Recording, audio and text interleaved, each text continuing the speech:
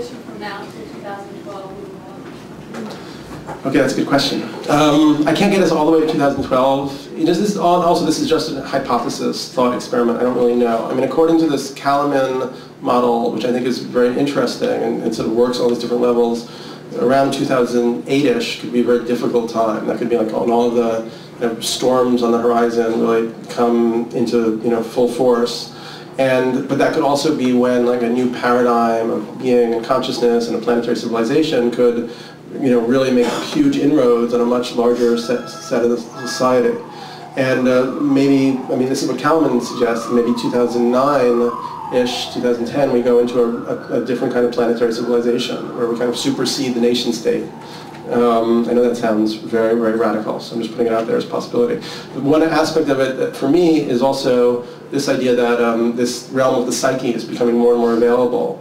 And so if you look back, like 1755 was the beginning of the 7th step of the Mayan calendar, and that was when the Industrial Revolution started. And up until that point, people had seen lightning and experienced like shocks and so on, but nobody had this concept that you could take electricity into the world and make it a transformative power. So then in a century and a half, roughly, we transformed the whole surface of the planet, having access to electricity, which up until that point was a totally mysterious energy, mysterious force. So what if we're at a similar juncture right now with psychic energy and psychic phenomena, and that we're at this point where we're going to figure out how to access it? And nobody could have predicted in the 1730s what an electrified world would have looked like. So nobody can really predict now, because it's happening. It would happen so much quicker. What a psychically activated world could look like. I mean, in the book, at the end of the book, I talk about visiting the Hopi, and this I read this book by this Cambridge anthropologist who was a total skeptical materialist. But he said, look, I hate to admit this, but I would go to these rain dances sometimes, and there would be a clear blue sky, 120 degrees. They would dance for 20 minutes, clouds would gather, and rain would fall. It didn't always happen, but sometimes it happened, and it was kind of embarrassing to him to even say this. So what if human consciousness, sort of intensified through ceremony and ritual and practices, actually can have a visceral effect on the climate? And when else would we access those kind of latent powers of the psyche except in like a massive climate crisis, such as the one we've now created? So in a way, like maybe we've kind of willed this crisis into being so that we're going to be forced to take the psychic evolution of the species to a whole other level. And so if that were to be the case, as my hypothesis goes, then that could really be the template for where we go after that. I would just want to make sure that the ideas and the hope that we have for how things could happen wouldn't delay the processes through which we engage with the real shit that's hitting the fan, and just look for very practical solutions at the same time as we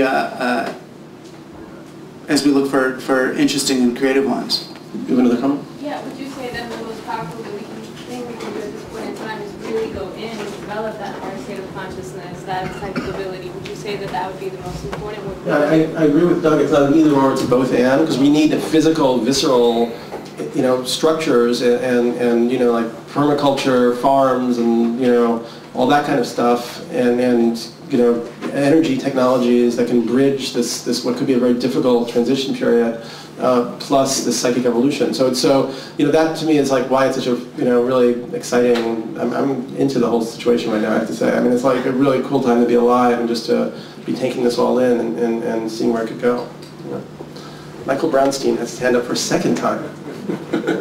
Michael introduced me to ayahuasca and the Mayan calendar, so he's responsible, he's culpable for this monster he's unleashed. Go away from the chandelier because I like living in a room with a chandelier, and they're better than the ones you make yourself because they make them from outside. But I want to get back to the money. A UPS man came to my place today to deliver a package, and I said, "So, how's it going?" He looked me in the eye, gave me this dazzling smile, and he said, "What a miserable life. I have to move this body year after year to make money, and I could be living in paradise." And I thought, wow, so my question is to get away from the, to get to the visceral, what is to be done in question of money? There's two people, one of them has $500 or $5,000 in the bank. The other one's worth $500 million. How do they carry on a conversation? How can they meet? How can they come to each other from the human place in their heart? I mean, I think this is a big challenge that's out there. It's not psychedelics, and it's not even the political comes out of that. Well, It's the walls between people that you know. There used to be this thing, though, called the public sphere, where those two people would meet. I mean, read Senate, The Fall of Public Man. There really was a public that has been collapsed. It's been privatized, and it's really hard for those two people to meet. Well, I don't think they. I don't know what society they were referring to at that point, Douglas. But you know, the only time people. I just wanted to repeat your question so probably people couldn't really hear it. Yeah. So he's saying that, like, you know, in terms of money, you know, forget about the psychedelic realm. Somebody has $500 million, somebody has $500 in the bank. How can they possibly meet and communicate in any way? Well, possibly, yes.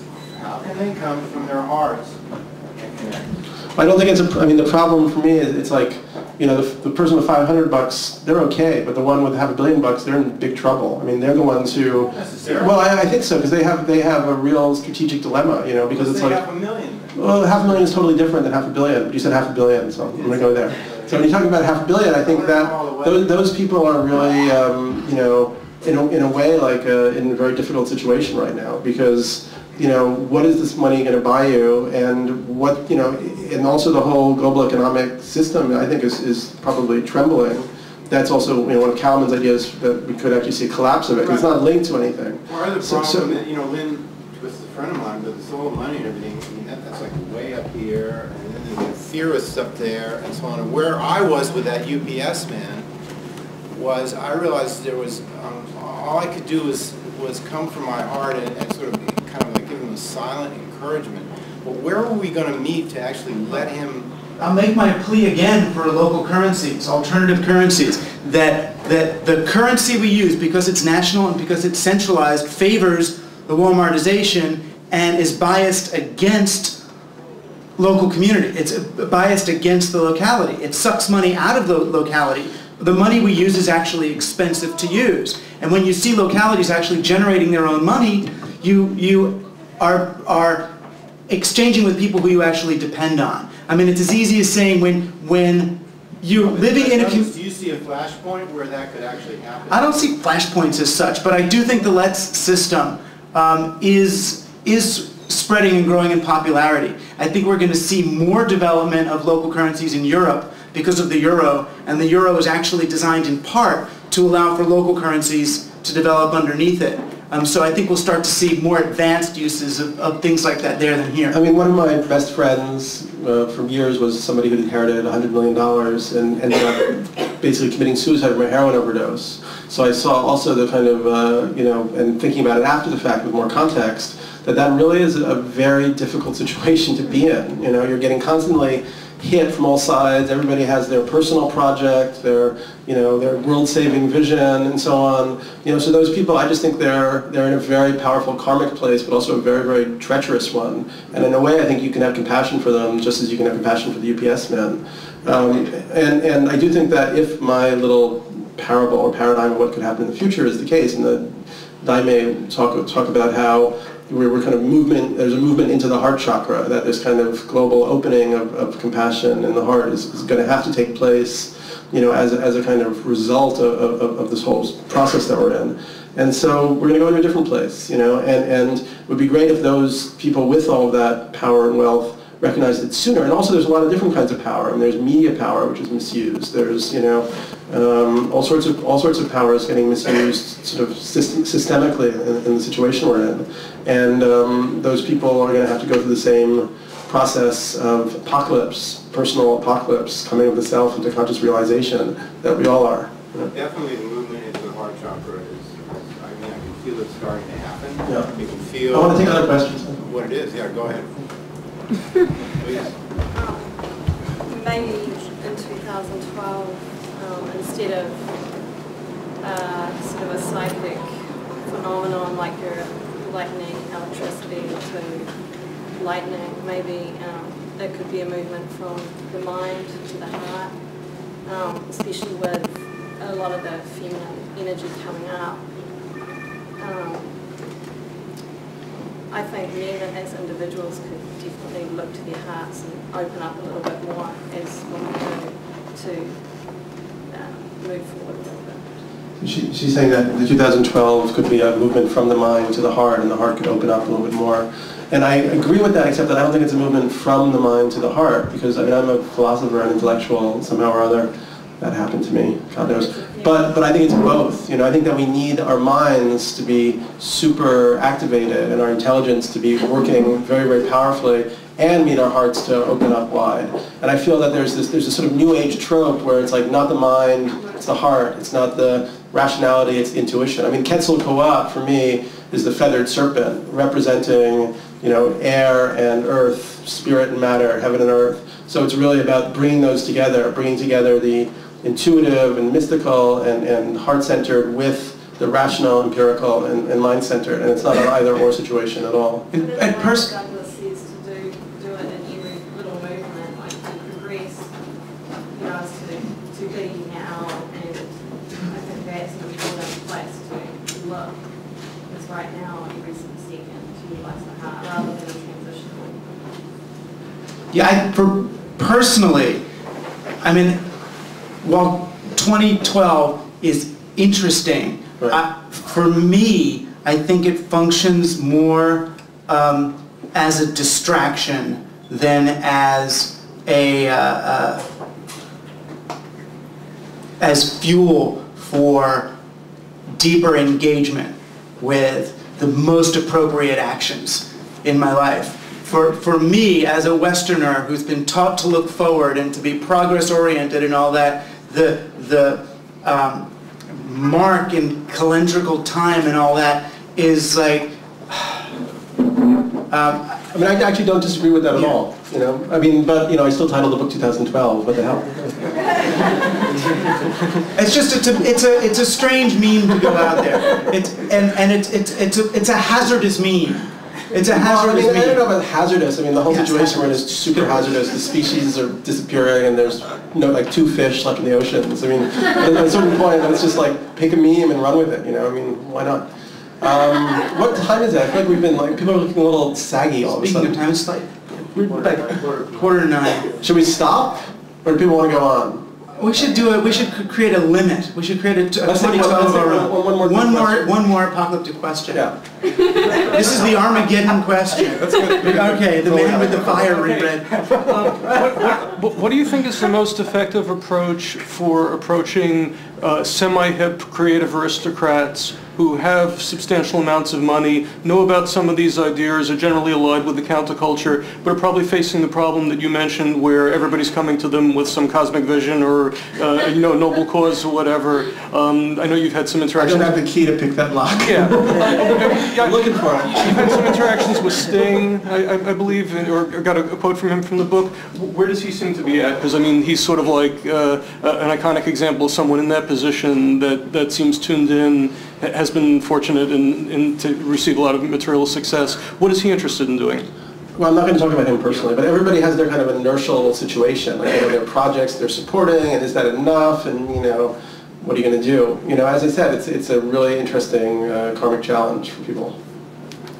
Yeah, and I've kind of already said what I'm advising people to do, and that's to start small. You know, to start in every action, and that's what trickles up, you know, into major change. I had a conversation with this girl. I always talk about it, a conversation with this girl who was just all upset about the Amazon rainforest and the lungs of the planet. She was talking about the lungs of the planet being destroyed, and she's sitting there just chain smoking cigarettes as she's going. And I was thinking, wow, the first step to healing the lungs of the planet would be to stop smoking, and then to see, you know, what sort of agriculture is being done by that tobacco company. You know, a friend of mine, he wrote this book called Hanku, which is these haikus against cars and stuff. He got the idea to write it because of the cars that were honking outside his house. and now he's part of transportation alternatives, he's looking at energy alternatives, and he's a leading activist in getting off oil and getting off cars. So it really, I think it starts at home in the microcosm, and then you almost can't help but follow that thread. Yeah, and also everybody's different. Should we take another question from Gabriel, or should we stop? One more question from Gabriel. All right, then that's it. Then that's it. Okay. And by the way, I'm gonna, like, if people want to buy books, I'll sign the books. I'll sign his books. Sign my books. On the whole topic of ayahuasca and memes and things like this, there's one meme that seems to be circulating a lot, maybe especially among like people my age, through David Icke and his view of reptilian, shape-shifting aliens who kind of rule the world and things like this. And it's really funny how it permeates through the pop culture. And you know, he said that he's worked with a shaman from South Africa who has seen these alien shape-shifting reptiles, and he's eaten their skin and things like this, and he's gained their power. But there's a really interesting correlation between snakes and ayahuasca. And Michael Harner, in The Way of the Shaman, talked about the first time he did ayahuasca. He saw these reptilians who said that they were the rulers, the original rulers of the earth, and he talked to a shaman, and he laughed it off, and he said, they always say that. But Douglas, you spoke about, or you wrote in your book, Ecstasy Club, when the characters smoke DMT, and there's these kind of Men in Black characters who are reptiles. So, what's going on here? You know, like, this is really interesting. Well, Ecstasy Club on one level is a satire, right? On one, it's a send-up. I think I mean, I'm in the three brain theory. I think there is a neocortex and a mammalian brain and a lizard brain. And I do think that the lizard brain far too often seems to be running the show, you know? And the guys in power now in Washington, they are lizard brain people. This is lizard, that's lizard. But it's actually mammal brain, you know, because of the pecking order competitiveness stuff. But it's as if we're using the older parts. What did run the circuit? I mean, the circuit was the lizard circuit for a while. And that was the part of the program that was playing for a good long time. And I think we're hopefully going to begin using the limbic neocortex and see what that's about. So I would say that he's done an over-literalization, a kind of primitive literalization of what Doug is talking about. And I think that's actually a big kind of threat in a way of when you get in. You know, people have accused me of it. I think that I hopefully avoided that trap where you just start literalizing these experiences, and you're creating myths. You know, shamans are myth makers. You know, when you go through the shamanic experience, you have this living experience of myth, and you want to bring it down and articulate it and make it into a language for the tribe to get. You know, so I think Icke in his own level is trying to do that, but to me it's very kind of banal and cliched and literalistic and not very helpful. So I think that like part of our intensification of consciousness around these areas is kind of keeping a detached or non-attached relationship to when these myths become these new like literalized cosmologies. And that's one of the... And then you can just enjoy all of them. They're all these kind of spinning out. They're all potentialities. And they have certain, I also really like the Nietzsche quote in my book, which I think about almost every day, which is like, we've inherited this idea that truth is a singular, there's like a one truth, one singular truth. But Nietzsche says that maybe truth is something totally different than that. Maybe that's just an idea that the human mind had. Maybe truth is more like degrees of apparentness, or maybe it's something like a system of values, the way a painter uses values in a painting. So there's no one ultimate truth. It's just totally different. It's just that's a conceptual trip that we got into. You know? Right, and the specificity, it's the specificity and the seeming literalization of the 2012 title. That's the thing that was aggravating me. Even though you say it's why not, part of the problem is trying to communicate an idea on the cover of a book, trying to, whether it's to sell the book or to sell the idea. We live in a culture where we shorten things to these literalizations. Ecstasy Club. So what? Most of the people who see that book and don't read it think, oh, he's saying everyone should take ecstasy and join a club. I mean, so the titles, even the forms we use, end up hyper-literalizing things that sometimes are best left unlabeled. Yeah. We only have a few years to get our shit together. I mean, however you slice it. So whether it's 2012 or 2013, I don't care. If I look like a Dumbo in 2012, I might still look really smart in 2015 when we made this transformation that we have to make. So I think we're going to stop there. Yeah? Sure. All right. That was so awesome.